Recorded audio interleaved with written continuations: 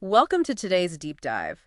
I mean, imagine taking a simple local snack from Bihar and turning it into like an ultra premium luxury export in the US. Yeah, it sounds crazy, right?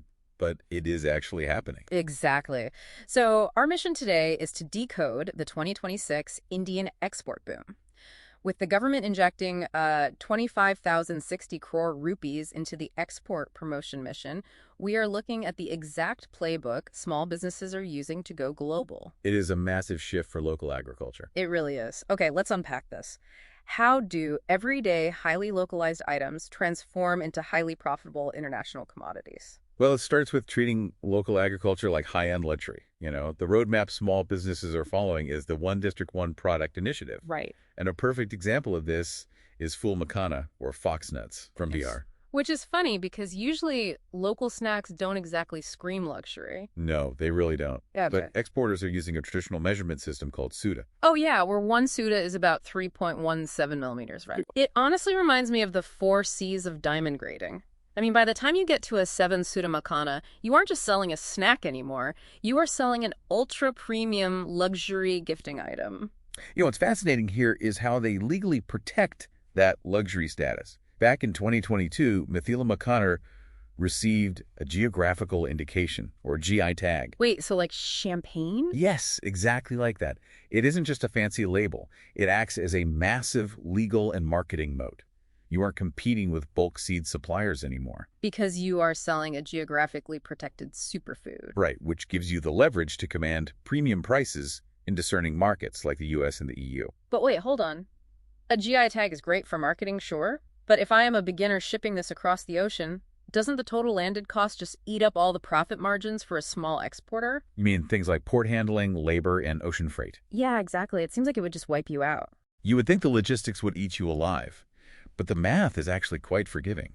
Say a beginner ships a small 1-ton load, what the industry calls an LCL, or less than container load. Okay, so a relatively small shipment. Right. By the time you pay for inland transport, nitrogen packaging to keep it fresh, customs, and the ocean freight itself, that premium Makhana lands in the U.S., costing you 805 rupees a kilo.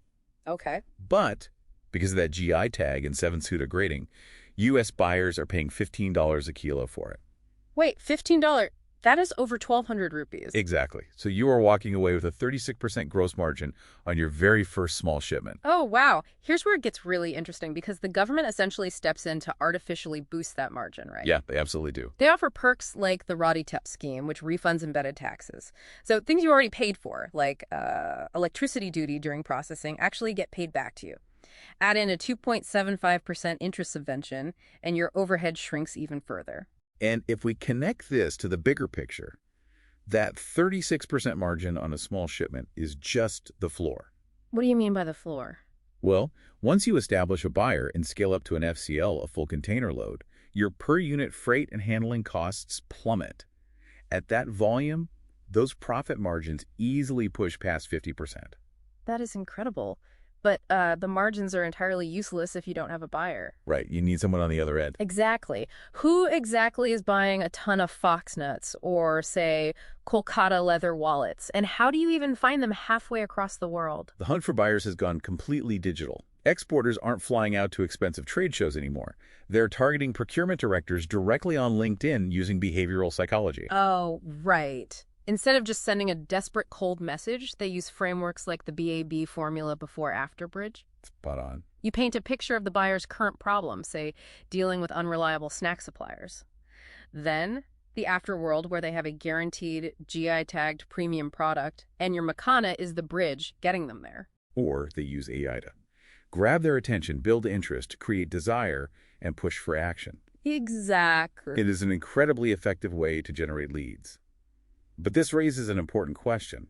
How do you execute on those digital handshakes safely? Because you can't just ship a ton of food and hope for the best. No, you really can't. For you listening, if you are building a 90-day plan to do this, there is one golden rule.